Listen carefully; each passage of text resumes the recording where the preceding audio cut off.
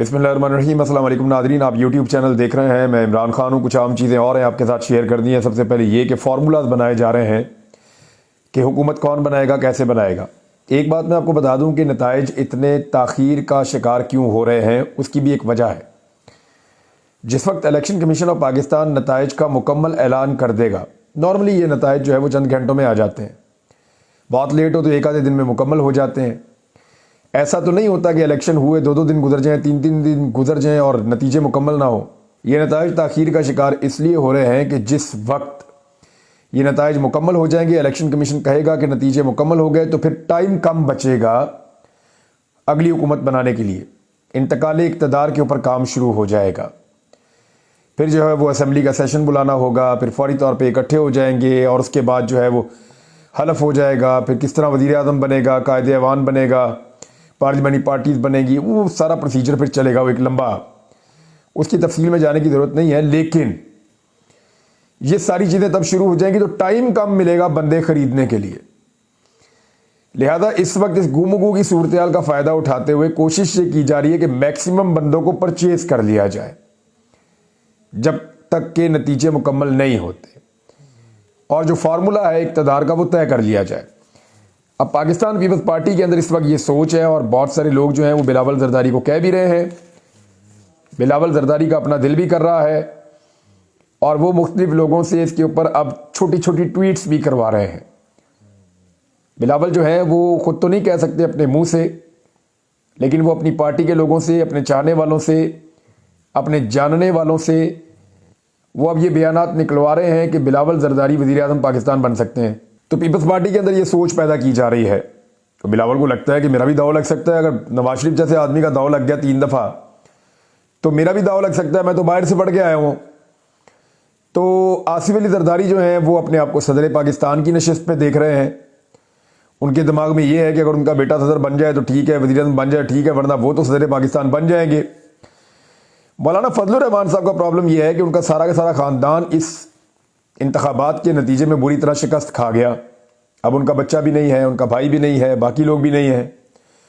फजलुर रहमान साहब खुद भी बहुत बुरी तरह अली अमीन गंडापुर से हारे हैं, दूसरी तरफ उनको फ़ायदा हुआ है।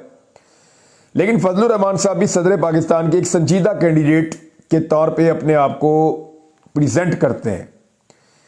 वो बार बार कोशिश कर चुके हैं कि उन्हें वज़ीर आज़म या सदर पाकिस्तान का ओहदा मिल जाए। ज़िंदगी की एक ख्वाहिश है जो उनकी पूरी नहीं हो रही। उन्होंने बड़ी कोशिश की, उन्होंने अमेरिकन को यकीन दिलाया कि जो काम आप इन लोगों से लेते हैं, हम मजहबी सियासी जमातें हम ज़्यादा बेहतर कर सकते हैं, आप हमारे लिए कोई हुक्म करें। लेकिन उनके ऊपर अमेरिकन ने एतबार नहीं किया, उनकी अपनी असेसमेंट होती है। तो फजलुर रहमान साहब भी सदर पाकिस्तान के लिए बड़े तगड़े उम्मीदवार हैं। गवर्नर पंजाब के ख्वाब कुछ लोग देख रहे हैं, ख़ास तौर पे वो लोग जो यहाँ पे इलेक्शन हार गए हैं। उन्हें लगता है कि उन्हें गवर्नर पंजाब का ओहदा मिल जाएगा। आप मेरा इशारा समझ गए होंगे। लाहौर से ख्वाजा साद रफ़ीक को लगता है शायद वो गवर्नर बन जाएंगे, लेकिन वहाँ पे पहले ही एक गवर्नर के जो उम्मीदवार हैं नवाज शरीफ के बहुत करीब हैं, जो पहले से गवर्नर हैं। फिर खुर्रम दस्तगीर भी इलेक्शन हार गए हैं, और भी कुछ लोग हार गए हैं। तलाल चौधरी की बचत हो गई है, वो अगर ये इलेक्शन लड़ते तो वो भी हार जाते, तो अच्छा हो गया उन्होंने सेनेटर बनने के मामले के ऊपर सौदा कर लिया, और सेनेट की उनको नशिस्त मिल जाएगी तलाल चौधरी को। अब हो क्या रहा है कि इस वक्त खैबर पख्तूनख्वा में थोड़ी बहुत हिलजुल की गई है। जो पाकिस्तान तहरीक इंसाफ के हमायत याफ्ता आज़ाद उम्मीदवारान जीते हैं, खैबर पख्तूनख्वा में उनसे रब्ता किया गया है, और उन्होंने फौरी तौर पे अपनी पार्टी को आगाह किया, और उन्होंने चिट्टा साफ इनकार किया कि जी हम किसी पार्टी को ज्वाइन नहीं कर रहे। हमारे लोगों ने हमें एक ही शर्त पे वोट डाले हैं कि इमरान खान के साथ खड़े होना है। अब हम सिर्फ उसका इंतज़ार कर रहे हैं, वो जो कहेगा हम वो करेंगे। तो खैबर पख्तूनख्वा के अंदर एक नाकामी भी इतनी बड़ी हुई है सारी जमातों को इमरान खान के मुकाबले में, कि उन्हें ये समझ आ गई है कि यहाँ पे अगर बंदे तोड़ेंगे भी तो पैसा भी बहुत लग जाएगा, बंदे भी बहुत मुश्किल है यहाँ से तोड़ना, तो फिर भी टारगेट अचीव नहीं हो पाएगा। उनकी कामयाबी बहुत बड़ी है पाकिस्तान तहरीक इंसाफ की। वो इतने ज़्यादा नशिस्तों के ऊपर जीत गए हैं कि बंदे तोड़ना भी अब मुमकिन नहीं रहा। लिहाजा खैबर पख्तूनख्वा में पाकिस्तान तहरीक इंसाफ बड़े आराम से अपनी हुकूमत बना लेगी। दूसरा जो है वो पंजाब है। पंजाब में इस वक्त पूरा जोर लगाया जा रहा है। जिन MPs के इंतखाबात रह गए हैं या इनके रिजल्ट रह गए हैं, उन्हें दबाव डाला जा रहा है कि अगर आप जीतना चाहते हैं तो आप हमारे साथ वादा करें कि आप नून लीग में या पीपल्स पार्टी में ज्वाइन करेंगे। उनमें आप ज्वाइन करेंगे तो फिर हम आपको जिता देंगे। कुछ लोगों को ये भी ऑफर आया कि चले उनमें ना करें, किसी और जमात में ज्वाइन कर दें, लेकिन पीटीआई को जो है वो आप अकेला छोड़ दें। काफ लीग में चले जाएं, कहीं चले जाएं आप, लेकिन पीटीआई को अकेला आप छोड़ दें। लेकिन वो लोग, अभी तक तो कोई बंदा नहीं मिल रहा। मेरी इत्तला के मुताबिक कुछ लोगों ने रिपोर्ट भी किया है अपनी पार्टी को। अब वो ये कह रहे हैं कि हमें खरीदने के लिए टेलीफोन कॉल्स आ रही है, हमसे राब्ते किए जा रहे हैं। ये बैग ले लेके आप घूमना शुरू हो जाएंगे पंजाब में, लेकिन फायदा कोई होगा नहीं। उसका एक्चुअली डर क्या है? डर ये है कि पाकिस्तान तहरीक इंसाफ के अगर अभी आज़ाद उम्मीदवार ना तोड़े और पाकिस्तान तहरीक इंसाफ ने अदालतों से इंसाफ लेते हुए अपनी सीटें वापस ले ली तो मुसीबत बन जाएगी। देखें, घबराने की या परेशान होने की ज़रूरत उन लोगों को बिल्कुल इसलिए नहीं है जिनके साथ धांधली हुई है कि ये वही लोग हैं जिनके कागजात नामजदगी इन्हीं आरोज ने मुस्तरद कर दिए थे। आपको याद है, यही सारे आरोज जिन्होंने अभी फॉर्म 47 के ऊपर हतमी नतीजे पेश किए हैं और जारी किए हैं, यही सारे आरोज वही लोग हैं जिन्होंने पाकिस्तान तहरीक इंसाफ के रिकॉर्ड उम्मीदवारों के कागजात नामजदगी मुस्तरद कर दिए थे। तारीख में कभी इतने बड़े पैमाने पर नहीं हुए, लेकिन उस सारी ज्यादती को रिवर्स कर दिया अदालतों में जाने के बाद अदालती फैसलों ने। तो अब मामला यह है कि इन्हीं आरोज के ये जाली नताइज जब अदालतों में जाएंगे, अदालतें इन मामलात को सुनेंगी, तो फिर अदालतें कई जगहों पे दोबारा इंतखाबात करवाएंगी। कई जगहों पे अदालतें जो हैं वो फैसला देंगी कि जीत जो है वो इस उम्मीदवार की नहीं हुई, इस उम्मीदवार की हुई है। तो ये सूरत हाल आने वाले दिनों में हम देखेंगे। लिहाजा वही अदालतें हैं जिन्होंने पहले भी इंसाफ दिया, उम्मीद की जाती है कि दोबारा भी वही अदालतें इंसाफ देंगी। तो अगर ये हो जाता है तो पंजाब में तो पाकिस्तान तहरीक इंसाफ की हुकूमत बन जाएगी। इसलिए मैक्सिमम बंदे तोड़ना बहुत ज़रूरी है पंजाब के अंदर पाकिस्तान तहरीक इंसाफ के, लेकिन तोड़ना मुश्किल बहुत है।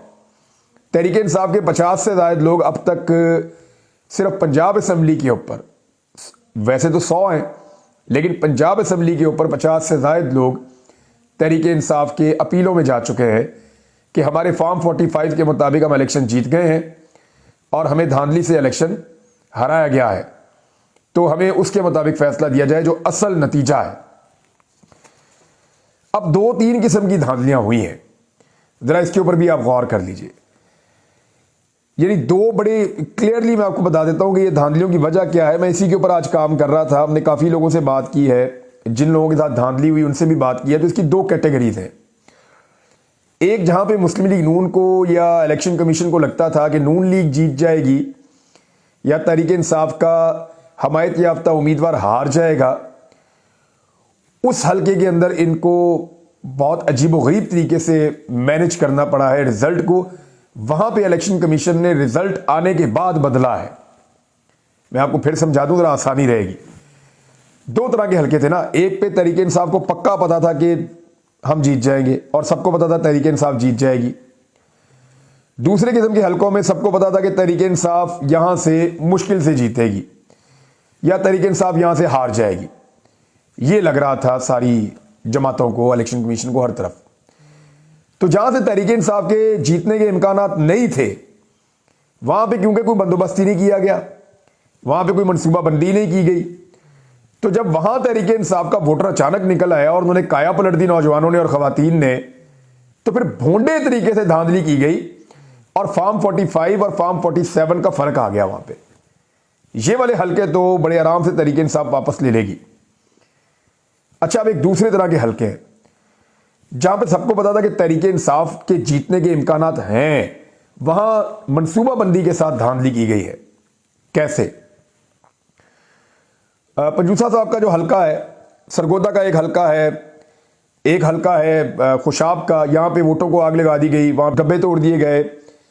कई जगहों पे रिटर्निंग ऑफिसर से पहले ही बुक्स हासिल करके ठप्पे लगाए गए।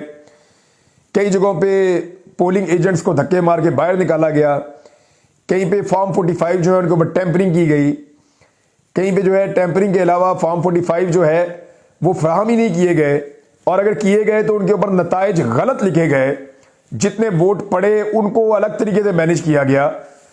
तो ये जो सिस्टमेटिक धांधली है, इसकी एक मिसाल तो वो महर शराफत वाला हल्का भी है, जहां वजीर आला पंजाब बनाने की ख्वाहिश ظاہر کی جا رही थी मरियम नवाज को। वो इसी हल्के से इलेक्शन लड़ी हैं, उनको पूरा मैनेज किया था इस हल्के को।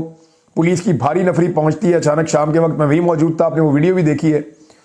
और वो मुख्तलिफ पोलिंग स्टेशन जिनको टारगेट किया हुआ था वहां जाके वो घेर देती है और फिर पुलिस अंदर दाखिल होती है। पुलिस अंदर दाखिल होने के बाद क्या कुछ करती है वो सारे सबूत, अभी मेरी क्योंकि बात हो रही थी मैंने वो सबूत देखे तो महर शराफत के पास सारे सबूत मौजूद हैं कि पुलिस कब दाखिल हुई पोलिंग स्टेशन में, उन्होंने अंदर जाके क्या हरकत की, किस जगह पे किस पोलिंग स्टेशन में क्या हुआ, कितने बजे से लेकर कितने बजे तक क्या होता रहा। फिर और बड़ी इंटरेस्टिंग चीज़ें हैं जो उसके पास मौजूद हैं। मिसाल के तौर पे जाली वोटों के कुछ सबूत हैं, पर्चियां कितनी कटी हैं और वोट कितने डले हैं। ये पर्ची उसको कहते हैं जो एक पूरी बुक होती है, जो वोटों की पूरी एक बुक होती है, वाइट कलर की होती है सूबाई इलेक्शन के लिए। तो वो जो वोटों की एक बुक होती है उसको पर्ची कहते हैं। वो कितनी पर्चियां निकली हैं और वहां से वोट कितने निकले ये फर्क भी आ रहा है। तो मल्टीपल उसके पास सबूत हैं काफ़ी सारे। तो मरियम नवाज के लिए मुश्किल ये है कि वो अब सूबाई हल्का रखती हैं और वज़ीर आला बनने का ख्वाब देखती हैं। तो महर शराफत अगर सूबाई सीट से भी निकाल देता है तो मरियम नवाज के पास कोई सीट बाकी नहीं बचेगी और वज़ारत आला भी गई। और अगर मरियम नवाज कौमी असम्बली की सीट रखती है और सूबाई असम्बली की सीट छोड़ती है तो वज़ीर आला पंजाब नहीं बनेगी। और वफाक में अगर तहरीक इंसाफ की हुकूमत आ गई तो वहाँ भी अपोजिशन में बतौर एक MNA बैठना पड़ेगा।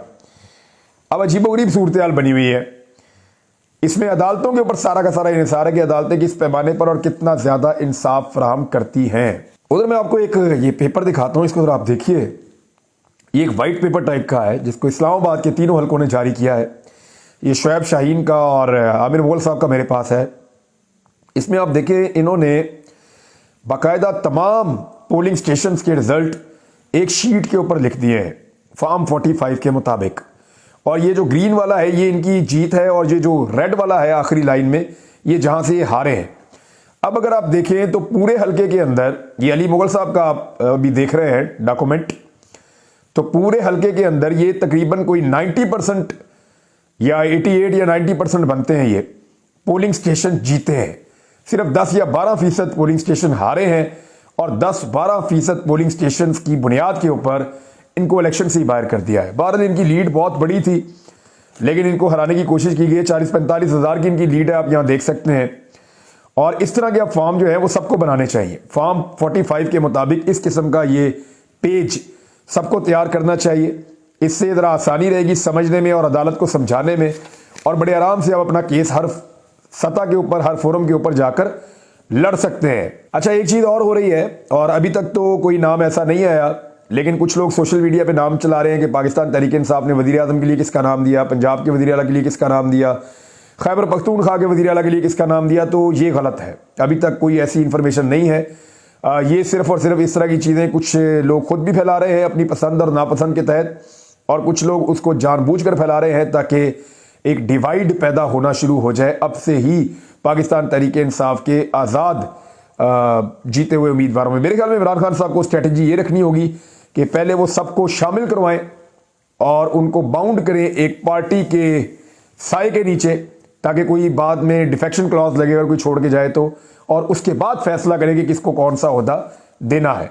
अच्छा जी, पंजाब में बदतरीन धांधली के बावजूद किसको कितने वोट पड़े, तो PMLN को तो बहुत वोट बक्से में डाले भी गए, लेकिन इसके बावजूद पंजाब में 1,36,94,817 वोट यानी लगभग 1,37,00,000 वोट तहरीक इंसाफ को पड़े हैं, और नून लीग को 1,24,68,501 वोट यानी लगभग 1,25,00,000 वोट नून लीग को पड़े हैं। तो पाकिस्तान तहरीक इंसाफ ने बहुत बड़े पैमाने पर ये वोट हासिल किए हैं। अब अगर अदालतें फैसले देती हैं और ये नतीजे बदलना शुरू होते हैं तो वो जो ROs हैं जिन्होंने ये काम किया है उनके ऊपर कौन सा केस बनेगा। ये PPC का सेक्शन 409 है, इसके तहत उनको 10 साल तक की कैद और जुर्माना हो सकता है, और ये बददियानती अगर इनकी साबित हो गई तो ये अमानत में खयानत का एक केस है और इसको उनको भुगतना पड़ेगा। मैं आपको आने वाले वीलॉग में कुछ चीज़ें ये भी बताऊंगा कि किसकी हुकूमत बनेगी तो क्या होगा, क्योंकि पूरा एक मंजरनामा तैयार हो रहा है और हर चीज़ क्लैरिटी के साथ सामने आ रही है। पूरी पिक्चर आपके सामने रखेंगे। अब तक के लिए इतनी, अपना ख्याल रखिएगा, अपने इस चैनल का भी। अल्लाह हाफिज़।